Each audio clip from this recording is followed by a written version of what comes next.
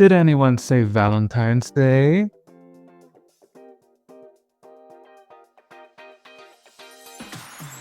Hey there and welcome to the Totally Fierce Crochet channel. My name's Thomas and in this tutorial I'm going to show you how to nook those super awesome and super easy pot holders with heart pattern because it's the season of love.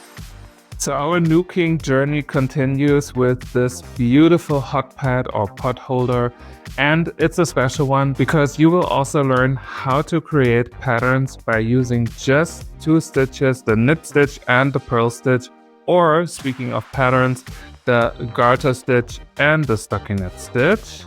And just by playing around with it, you can create such beautiful patterns just like this super cute heart. In addition, I will also show you how you can create such a super beautiful and super clean border. It's a cool technique that I adapted from knitting, so it's another proof that you can do everything that you can do with knitting, also with nooking. But that's not all. We wouldn't be at the Totally Fierce Crochet channel without the free PDF in the description for you to download, including the full pattern or the full graph of the pattern to create this beautiful pot holder, some written instructions, and of course it's for lefties and for righties. So are you ready to nook some love? Let's go! So let's talk about the things you need. First up, make sure to download the PDF in the description where you will find the pattern and some written instructions for this pot holder. And of course it's divided in 2 pages, one for lefties and one for right-handed, so just in case you need it. It also has some written instructions there, which yarn to use and how to nook it and get the cast on, the corners, etc. But of course I'm going to show you how to make it in detail in this tutorial. Then of course you need some yarn. I'm using this rather chunky cotton yarn. It's DMC Natura XL Just Cotton. They say you would need a 6 to 7 millimeter crochet hook, so that is absolutely fine. If you don't have, or if you can't get such a chunky cotton yarn,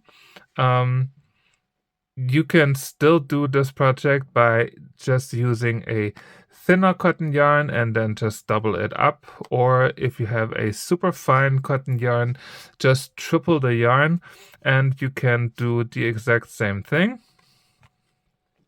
Then of course a nooking hook. I'm going to use a 6 millimeter nooking hook.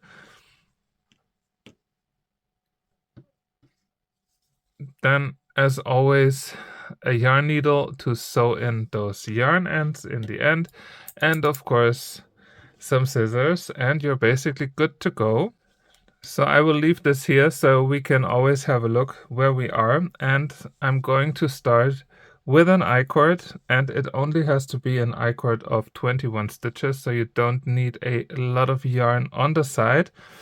If the I-cord is new for you, then I will quickly show you how to do that. So for the I-cord, you leave a longer yarn tail to the side, and then you make a slip knot first, like this, and then you take the yarn from the side yarn from the front over your hook, and then you take the yarn that goes to your yarn ball from the back over the hook, and then you drag that last loop through the 2 loops on your hook, and you just made your first I-cord element.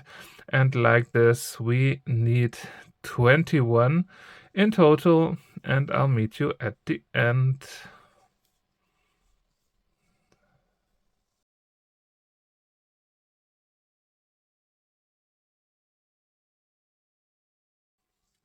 Here we go, my I-cord of 21. And now we can start directly with row number 1. And as you can see, it doesn't matter if we start on the right or on the left. It always starts with a C, so that means it's a corner.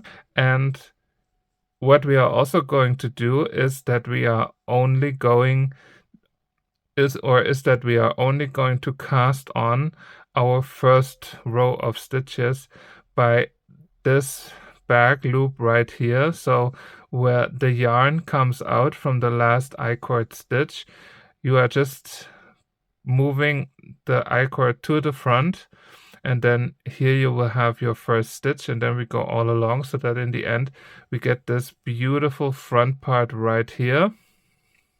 So for the start, what we are going to do is we are going in this first loop, yarn over and pull the yarn through.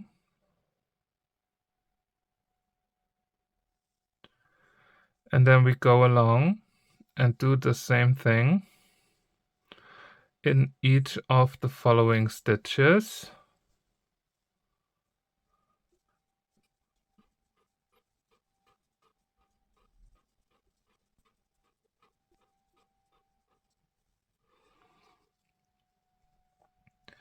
And now the very last one is always going to be a little bit tighter.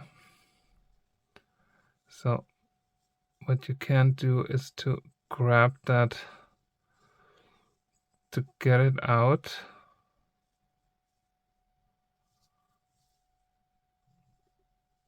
And then we pull it through. And now if you have counted, we don't have 21, we have 22, because actually here we doubled it up, and this is only because of the corners. And once we go back, you will know exactly why I did this. So row 1 is done. We can now slide our work on the helper yarn. Now turn your work, and this is now where this beautiful corner comes from, because when we start the round, you just pick up that first loop, you don't do anything with it, and then you take your yarn, take it to the back, pull it over the hook, and store it behind your work, so that you have like basically a yarn over right after this first loop. And then we go directly into the next stitch that we have and make a knit stitch. So yarn over and pull the yarn through, and row number 2 is all knit stitches. So we do knit stitches until there are only 2 loops left, and this is then where I show you how to end the corner basically. I know this might be a little bit confusing, but trust me, it will make sense when you see it. It's only a bit difficult to explain. And also, don't worry if your yarn splits. Mine splits all the time. The bigger the cotton yarn, the more it splits. Sometimes I feel like it's a bit annoying as well, but oh well.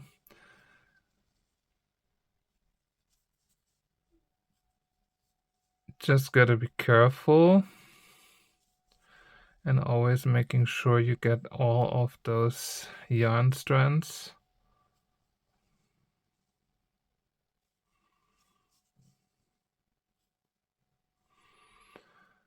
And let's see where we are.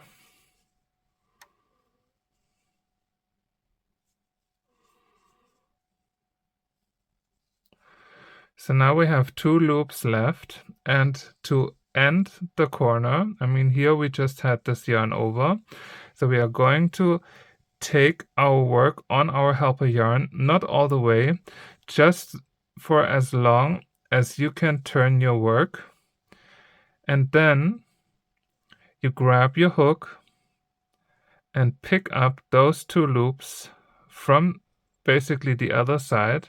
So we are going in our work basically. So you have the 2 loops now on your hook. Then you take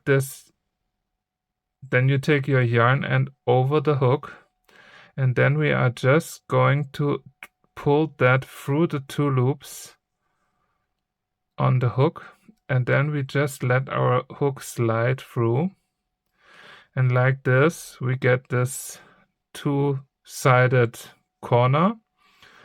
And now we can take our yarn or our helper yarn out, because with that row 2 was complete.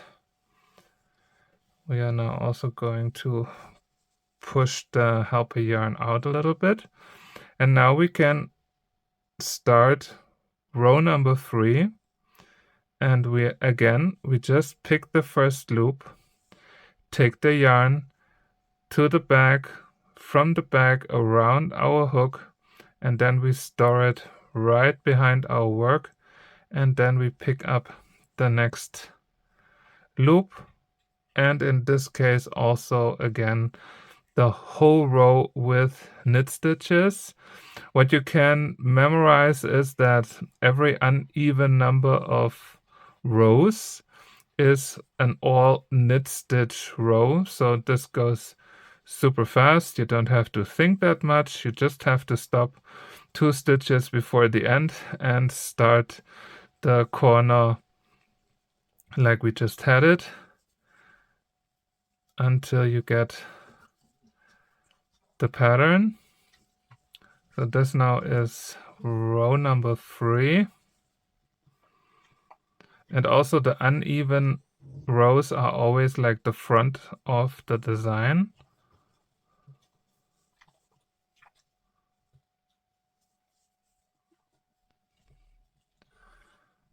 So 2 loops left. Again, I'm taking my hook out just a little bit so I can turn my work, and then I come from the other side, grab the 2 loops,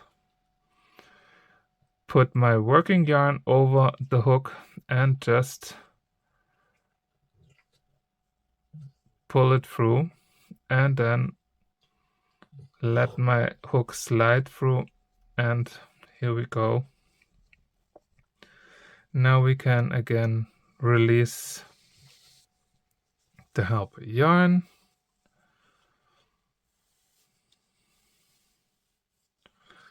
Like that. And we can continue. This is row number 4. Row number 4 is again a full knit stitch round. And again, we take the yarn to the back, yarn it over the hook, store it in the back, and then go into the very first loop, or into the next, and then go into the second loop, and then just do knit stitches.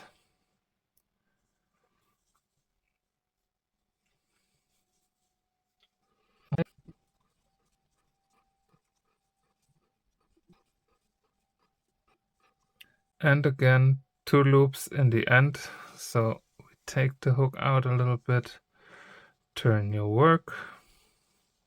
You can also take the yarn end to push it a little bit up, so you can grab those 2 loops a little better, and then the yarn over your hook and just pull it through, and then slide that hook back up,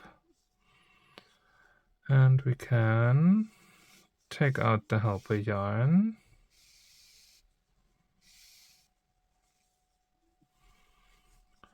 Because now we can already start with row number 5, and row number 5 is again 1 full knit stitch round. So again, you take the yarn, put it to the back, wrap it around your hook, and then just go to the next stitch and make your first knit stitch. And as you can see, it creates really like this super beautiful and super clean border that looks quite nice on both sides actually. So I definitely had to incorporate that.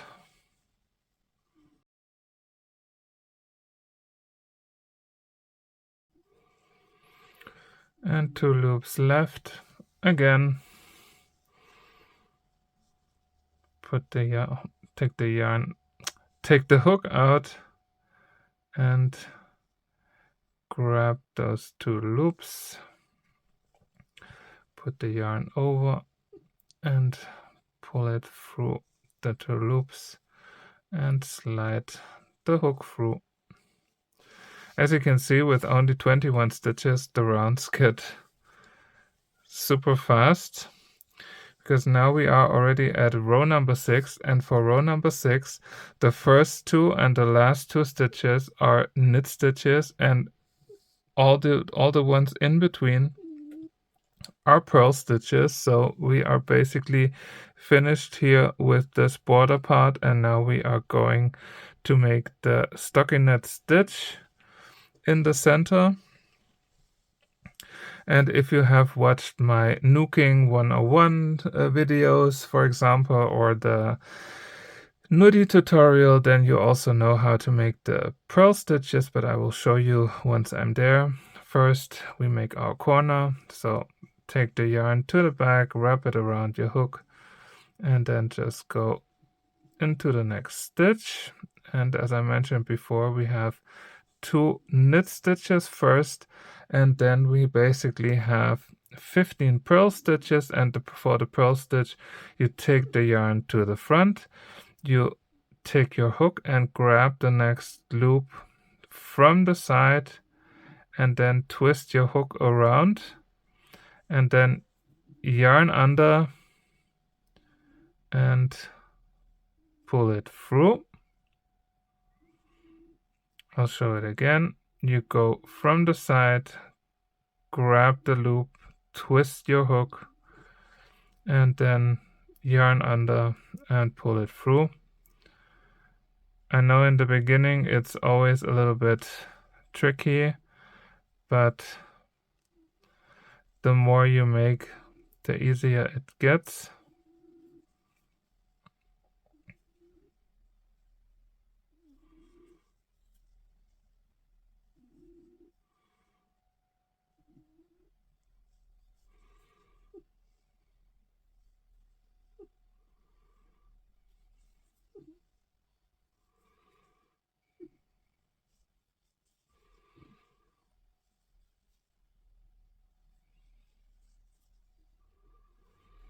And I'm also making these purl stitches a bit tighter, just so that it holds everything a bit more together and it doesn't get too flowy and too soft.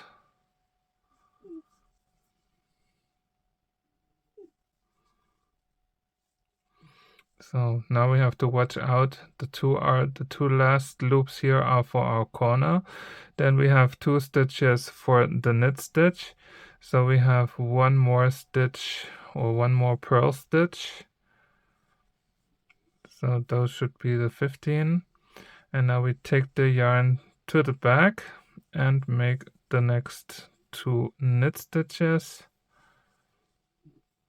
And then row number 6 is already done, so we can take the hook out a little bit, and then we can work our corner.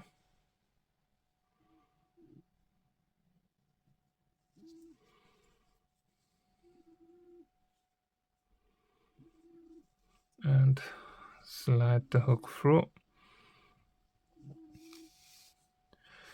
Because row number 7 is going to be super easy, because it's one full round of knit stitches. But first, the corner to the back, over the hook. It's the last time I'm telling you this. You probably should now be able to make it without my help. And then have knit stitches all along row number 7.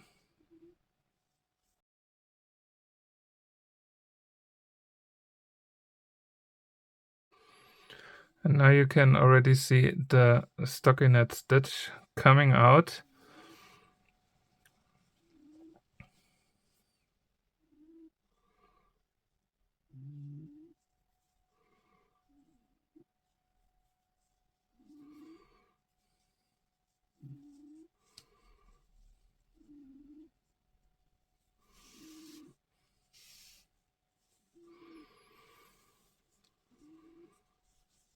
And now we are at row number 8, which is the same. 2 knit stitches, 15 purl stitches, 2 knit stitches. Then row number 9 is all knit stitches. And I will see you for round 10 to show you what to do where we break up the purl stitches. And from there I let you go. And I'll meet you in the middle of row number 10. So I'm at row number 10. I just made my first 2 knit stitches right here. Now I need 7 purl stitches and then 1 knit stitch and then 7 purl stitches. So first the 7 purl stitches. And this will then also be the starting of the heart pattern. So as you will see, we are building the heart pattern basically every second row.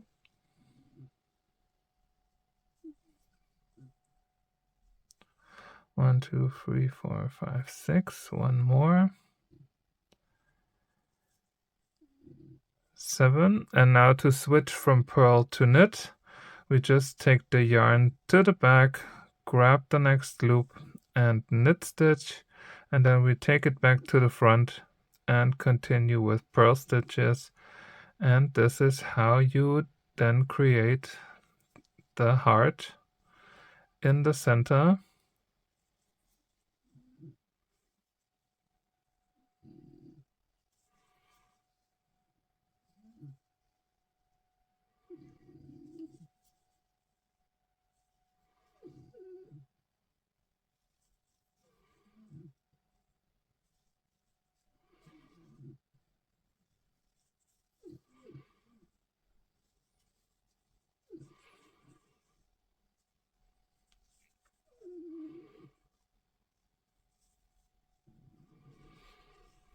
Two stitches left. By now you're quite familiar with the border.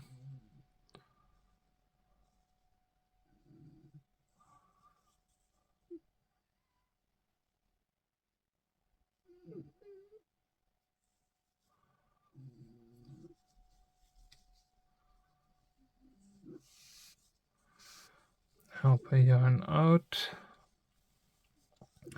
And here now you can also see where this purl stitch comes through. It's right our peak.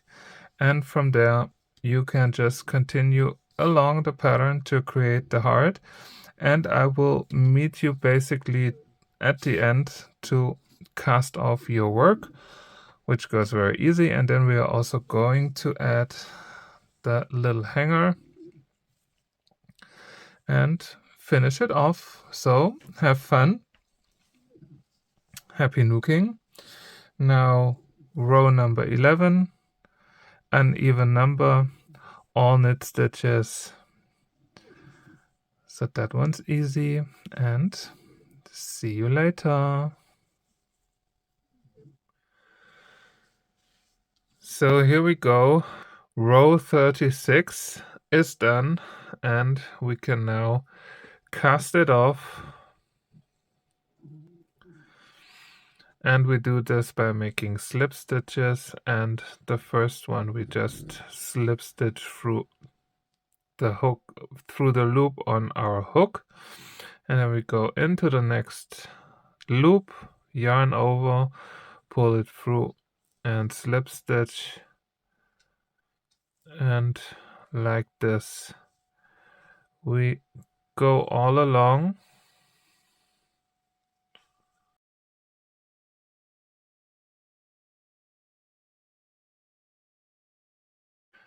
And when we only have the 2 loops left, we are just going to slip stitch through both of them like this. And now we can start adding the hanger, and for that we are going to chain 12.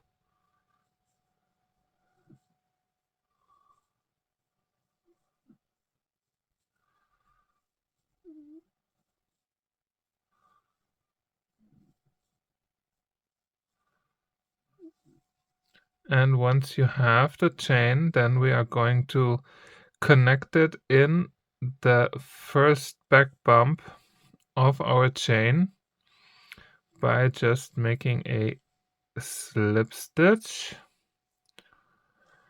And then we are going to yarn over and pull it through. Now we can cut the yarn and just pull the yarn through the loop. And now we can also take out the help yarn. This we don't need anymore, because now the only thing left would be to hide our end yarn. So we take the yarn needle and put the end yarn on, and then I'm going to just take that yarn end in, and I will just go through the side all along.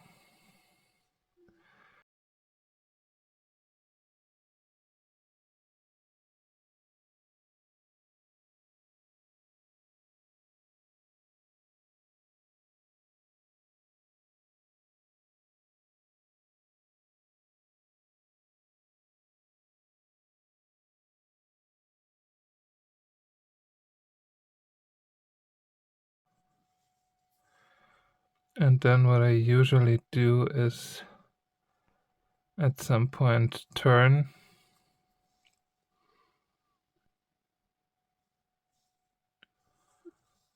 and then just go back for a few stitches just so that it really is secure.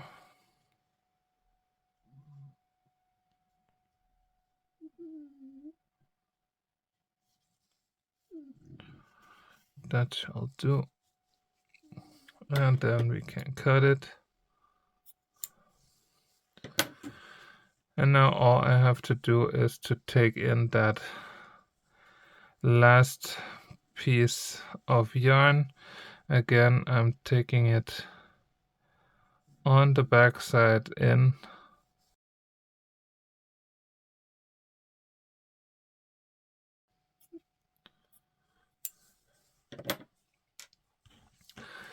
And the hot love pad is done. You can, of course, stretch it out a little bit, or you can even block it. That is completely up to you. Personally, I think it works like this. And of course, make 2 of them so you have a set that you can use as a gift for Valentine's Day with the 2 little hearts. Now who's ready to spread some love? Thank you so much for watching, and I hope you will have fun nooking this super fabulous pot holder, or hot love pad as I called it. And I hope to see you back again next time only at the Totally Fierce Crochet channel. The next tutorial will come very soon actually, because you will get a double feature this week, especially for Valentine's Day. And the next time, of course, will be then for crochet. And until then, happy nooking! Bye!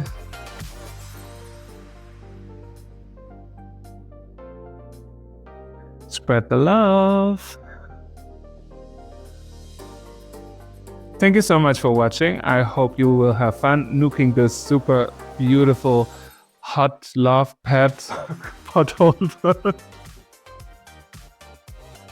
Thank you so much for